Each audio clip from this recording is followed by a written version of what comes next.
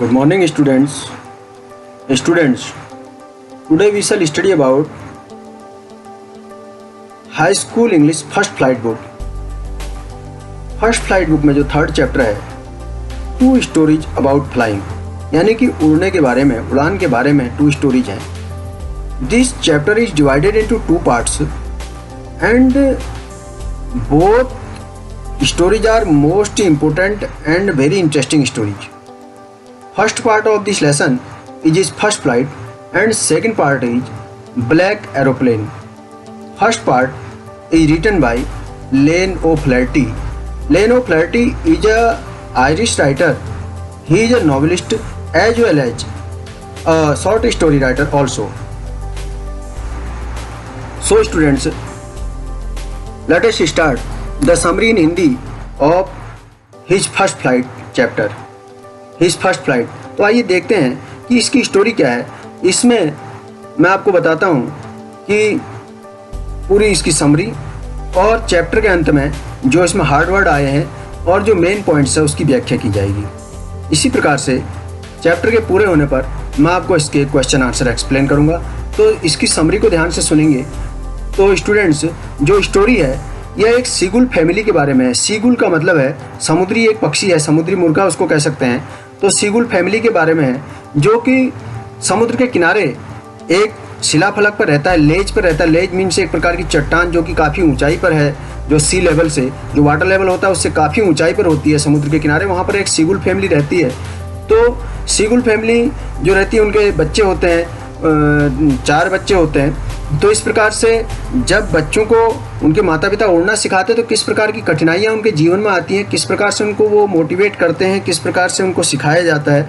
तो इसके बारे में स्टोरी बहुत ही मोस्ट इम्पोर्टेंट है और बहुत ही मज़ेदार स्टोरी है.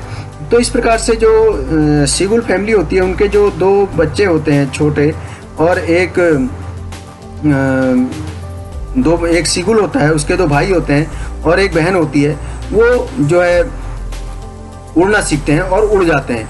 लेकिन जो सीगुल है इसमें छोटा बच्चा, वो उसे डर लगता है कि कहीं उड़ने के बाद वो उसके पंख, उसका जो उसके विंग्स हैं उसको सपोर्ट करेंगे या नहीं करेंगे, कहीं ऐसा तो नहीं वो पानी में जा गिरेगा. तो इसलिए उसको जो डर होता है वो उसको सताता रहता है और वो उड़ने से डरता है. और उसकी फैमिली के चले जाने के बाद भी वह आफ्टर 20 आवर्स तक उसी जो है शिलाफलक पर बैठा रहता है. तो इस प्रकार से 24 घंटे बीत जाते हैं और वो अपने मदर फादर को और अपने जो उसके ब्रदर एंड सिस्टर हैं तो उनको देखता रहता है कि वो किस प्रकार से जो है सी के ऊपर उड़ान भर रहे हैं और किस प्रकार से उसमें डाइविंग कर रहे हैं, डाइव मार रहे हैं और वहाँ से जो फिश को पकड़ रहे हैं और खा रहे हैं. तो बहुत उसे लालच आता है और उसे बहुत ही ज़्यादा इच्छा करती है कि वो भी उनके साथ जाए, और वो बहुत ज़्यादा हंग्री हो जाता है, उसे भूख लग जाती है. तो उनको देखता रहता है और कई बार जो है उड़ने के लिए प्रयास करता है, किंतु एट लास्ट जो होता है वो उसमें सक्सेस करेज नहीं जुटा पाता है.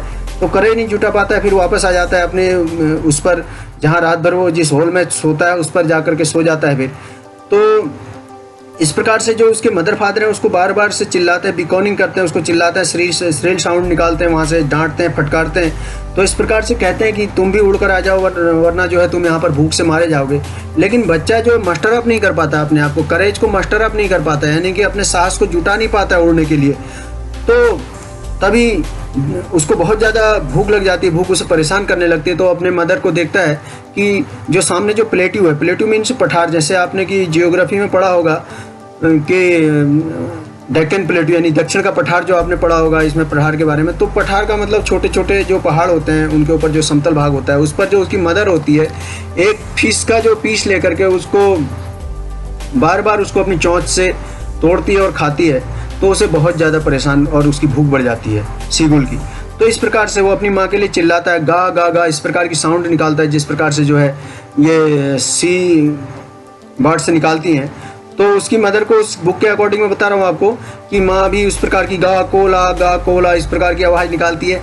और जो है फिर सडनली क्या होता है, वो देखता है कि उसकी मदर जो अपनी जो बीक में जो है वो फिश ऑफ फिश को दबाए हुए उसकी तरफ को उड़ती चली आ रही है. तो उसे बहुत खुशी होती है कि अब मुझे जो खाना मिल जाएगा. लेकिन होता क्या है, उसकी जो मदर होती है उसको किसी प्रकार से भी जो है उड़ना सिखाना चाहती है. तो जो मदर होती है उसके पास आती है तो बच्चा जो है इतना ज़्यादा भूखा हो चुका होता है कि उसे पता नहीं रहता कि आगे जो है जो लेज का जो किनारा है, ब्रीम है, वो समाप्त हो चुका, तो आगे की तरफ आता है। सडनली क्या होती है, उसकी जो मदर है वो उड़ना अपने पंख को जो फ्लैपिंग करना बंद कर देती है, तो बच्चा भूख के कारण एकदम से उसके ऊपर डाइव लगा देता है, गोता लगा देता है, और उसकी माँ पीछे हट जाती है और बच्चा जो है वो स्पेस में नीचे की तरफ को गिरने लगता है। और नीचे की तरफ को गिरने लगता है तो उसका जो है थोड़ी देर के लिए तो उसको बहुत ज़्यादा जो है टेरर हो जाता है उसके अंदर। टेरर का मतलब कि बहुत ज़्यादा भय की बहुत ज़्यादा सीमा बढ़ जाना। जैसे आपने सुना होगा आतंकवादी टेररिस्ट टेरर पैदा कर देते हैं, टेररिज्म आतंकवाद। तो टेरर मतलब भय की बहुत अधिकतम सीमा, उच्चतम सीमा जो है, तो बहुत ज़्यादा भय उसे लगता है। लेकिन सडनली वो देखता है कि जो उसके पर हैं वो जो हवा के दबाव से, प्रेशर से, एयर प्रेशर से जो उसके पर हैं वो फैलने लग जाते हैं, और वो पहले की तरफ नहीं गिरता है समुद्र की तरफ को, और धीरे धीरे वो अपने विंग्स को फ्लैपिंग करता है, फड़फड़ाता है, तो हवा जो है अपवर्ड्स की तरफ को जाने लगता है, उड़ने लगता है, और धीरे धीरे उड़ने लगता है। तो सडनली क्या होता है, उसके मदर फादर और उसके जो ब्रदर सिस्टर होते हैं उसके पास में आकर के खुशी से स्क्रीमिंग करने लगते हैं, चीखने चिल्लाने लगते हैं, और उसको वो सी लेवल के ऊपर ले जाते हैं, उसके ऊपर, समुद्र के ऊपर। तो वहाँ उड़ना धीरे धीरे उड़ता है।